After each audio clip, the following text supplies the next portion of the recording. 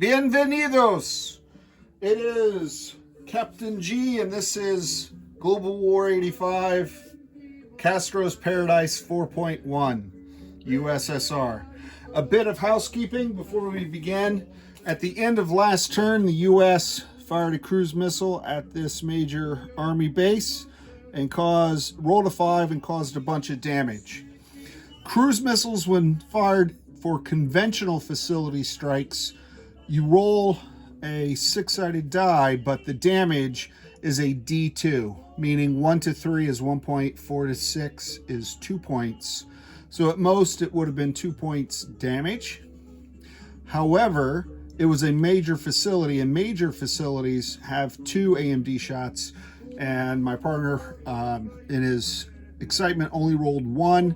So since then, we've talked about it, he rolled a second dice, and it was successful in shooting down the missile. So that clarifies that bit of housekeeping. The other thing that we have to do is we have received by special courier, all the way from secret underground headquarters. Open this up in my very own Operation Castro's Paradise commemorative trophy. So you've seen one of these on Tabletop Tactician's table, and I have now received mine as well. So thank you very much to my partner and his very generous gift of this memento. All right. So I'll set that as a background item because I don't want to cause it to be unstable. And let's jump into the turn. All right, planning phase. We are not doing global ops this turn, so we'll go straight to purchases.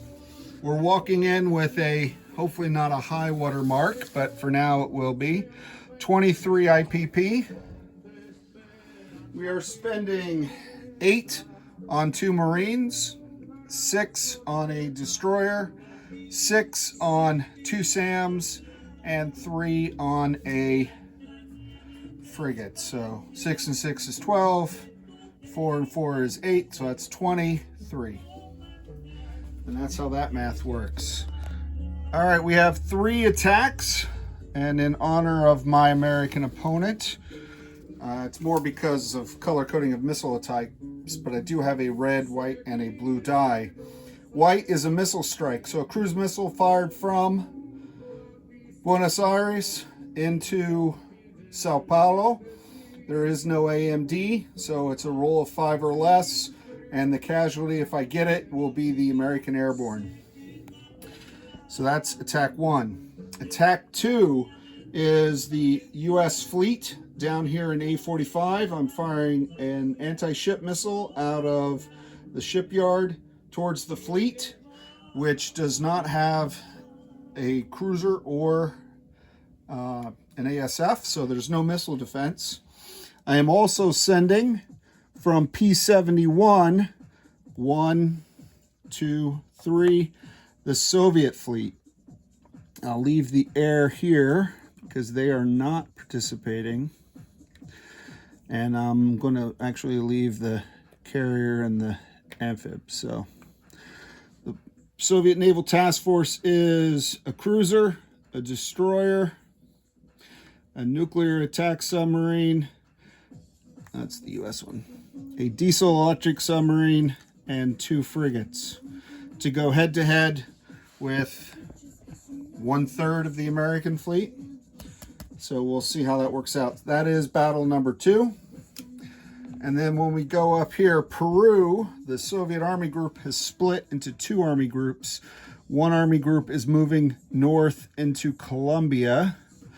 The roundel in Colombia is split by the mountains, but more than 50% of it looks mountainous, so we're going to treat that as a mountainous territory. So this attack will consist of 2 SAMs, 1 light infantry, 2 mechs, 2 MBTs, 2 artillery, 1 next-gen MBT, as well as the fighter and attack bomber from the carrier.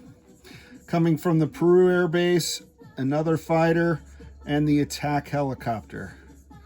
All against the 2 MBTs, the light infantry and the paramilitary in Colombia. All right, so those are all 3 of our attacks.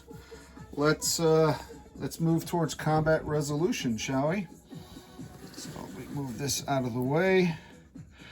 Move over the first dice tray, which is a simple hunter-killer D12 fired at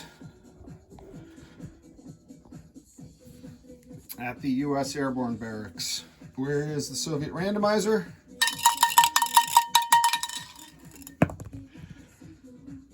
Oh, the suspense was killing me. Sadly, it did not kill the airborne. All right, so that's a 10. That's a miss. Attack 2. Attack 2 is complicated. So let's line up the fleets. Okay.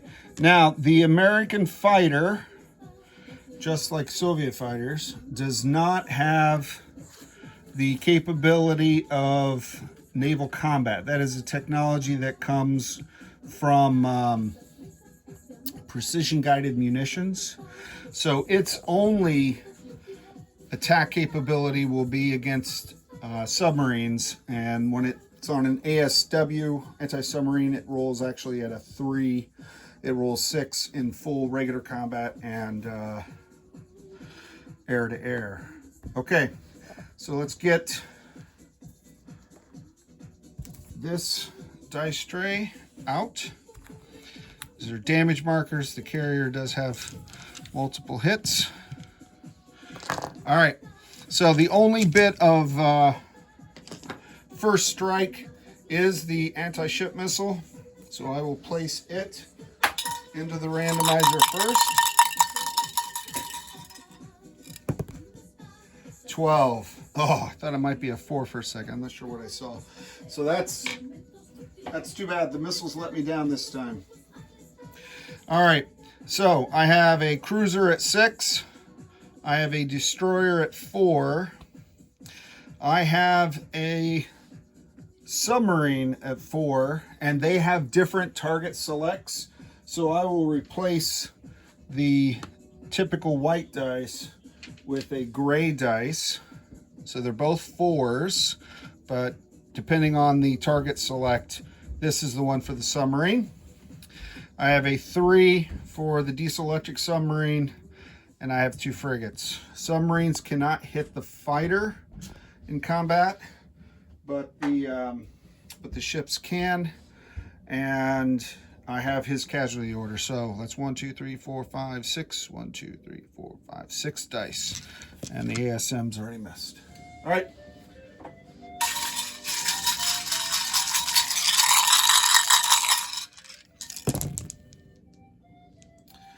All right, let's see here. The 6, oh, the cruiser got a 7. That's a miss. The destroyer got a 10. That's a miss. This is not boding well. The sub got a 6. That's a miss. The diesel electric got a 5. That's a miss. One frigate got a 4. That's a miss. I got 1 hit. 1 hit. Ouch. So I'm just going to place a 1 on the American marker, and we'll roll for their fleet. Ouch. This could end up being disastrous. All right, let's look at their fleet. They have the carrier at a 1. They have 2 destroyers at 4s. They have the diesel-electric submarine at 3. They have a guided missile frigate at 2. And then the fighter, which is ordinarily a 6, but when it's on ASW, it can only go a sub-attack value of 3. So the green die, similar to what we did with the sub, the green die will be the fighter, since I don't want to use another blue. Okay.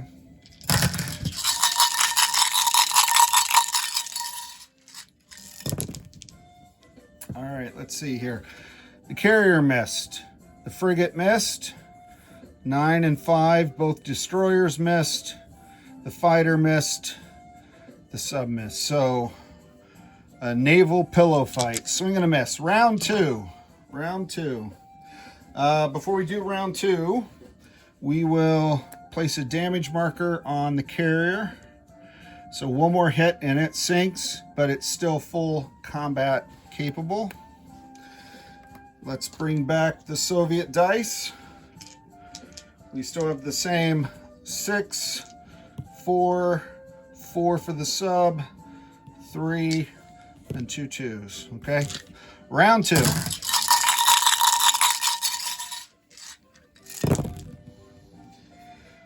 Oh, he's killing me with these 7s. 7, 7, 7, 7, 2, 4. All right, so 2 hits. And this one has to be on a, well, the fighter is his last casualty. So basically 2 hits. That's fine.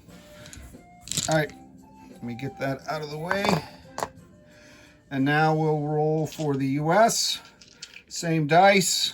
Again, carrier to 1. FFG at a 2, diesel electric, 2 destroyers, and the fighter.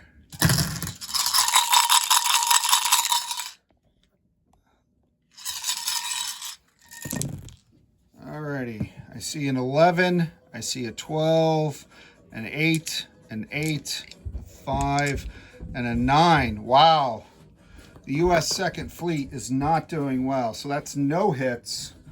2 hits will finish off the carrier, so it is gone.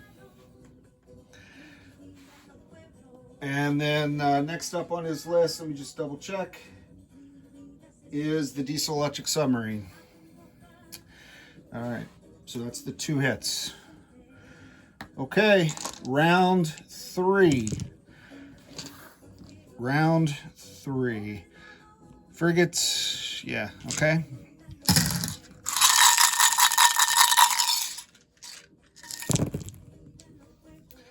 All right, there we go. Cruiser got a 5, that's a hit. Destroyer got a 2, that's a hit. Sub got a 3, that's a hit. Sub got a 3, that's a hit. 1 frigate missed, 1 frigate hit. So 1, 2, 3, 4, 5 hits. And there are only 1, 2, 3, 4 remaining American targets. I hate it when the enemy runs out of targets before I run out of ammo, but oh well. All right, so that wipes out the U.S. fleet. Now we'll bring up his die. He lost his carrier, he lost his sub last round, so they don't get a roll again. Sorry, dropped the dice. Frigate, 2 destroyers, and this is the anti-sub fighter. Okay, this is their final shot, final attack, Navy. Come on, here we go. Finish strong. Ouch. Okay, there's a 1. Here's a 4, and those are both misses, 11 and 8. That's not target select on a frigate, and that's so 2 hits. So the Soviets will lose a frigate and a diesel. Actually, I'm going to lose 2 frigates because the diesel electrics are at 3 and the frigates are at 2. Okay, so that ends that battle. It took longer than I thought, primarily because everyone was having trouble. Those are rough seas off the coast of South America, I will say that. So maybe that was part of the firing solutions. If you've ever been down there, I have.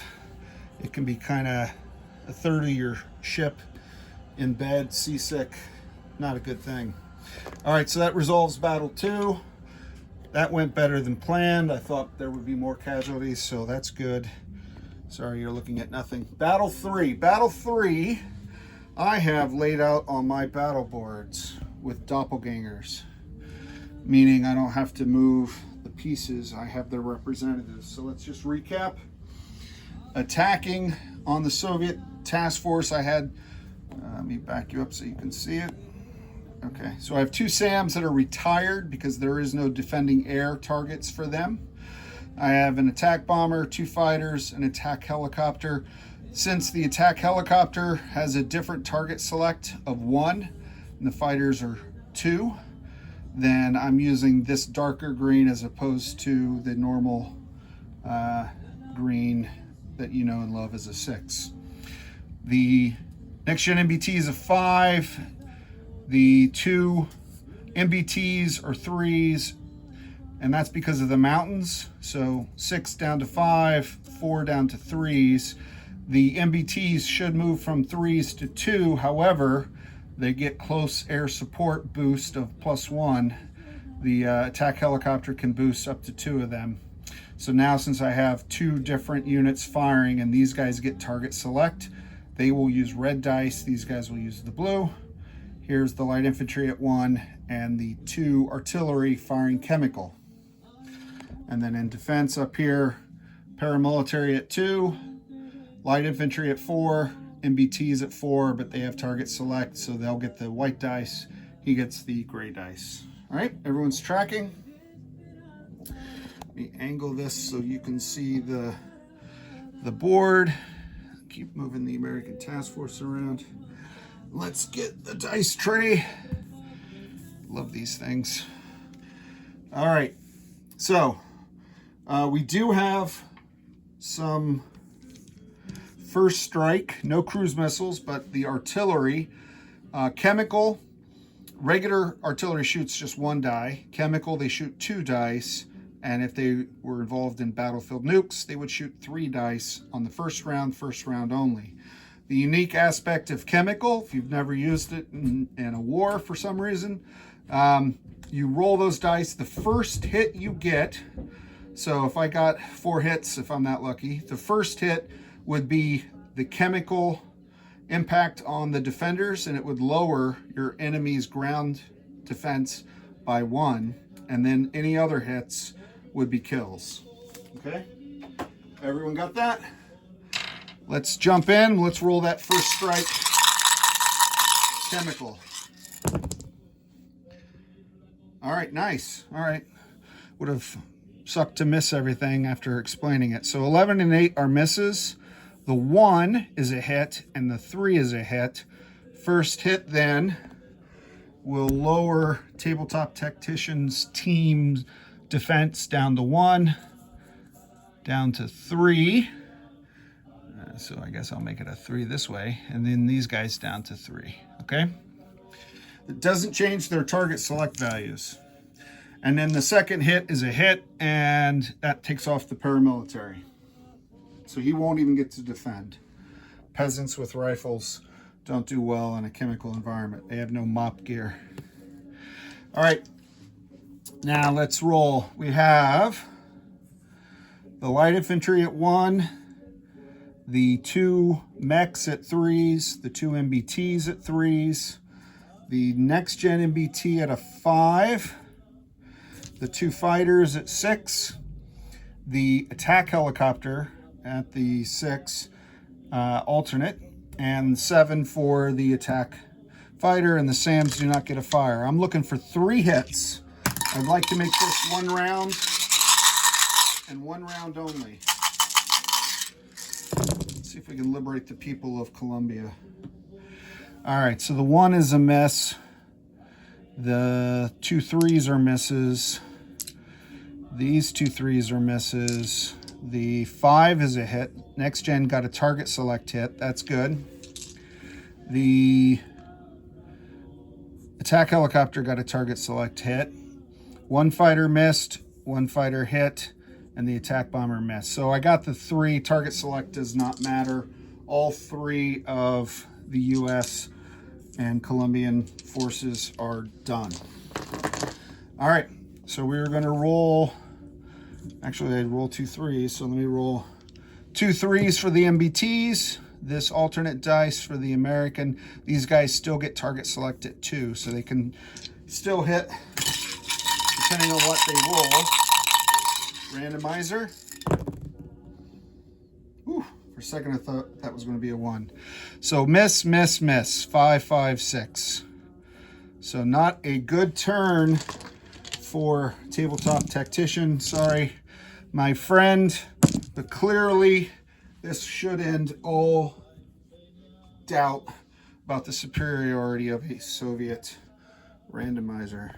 All right, so I'm going to take this off and take off these original units.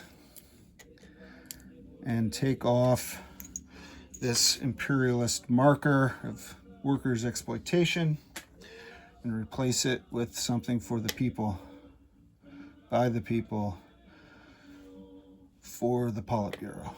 Okay, so that is this task force, which is, here we are. All right, now non-combat. Let's land the air. I'm going to land all of the air, including the attack helicopter, which does have the option of combat landing, back in Peru. So that's 2 fighters and an attack bomber moving back to Peru. Also under non-combat, while we're in this view, I'm going to send 1 mech from Peru into Chile and then into Buenos Aires.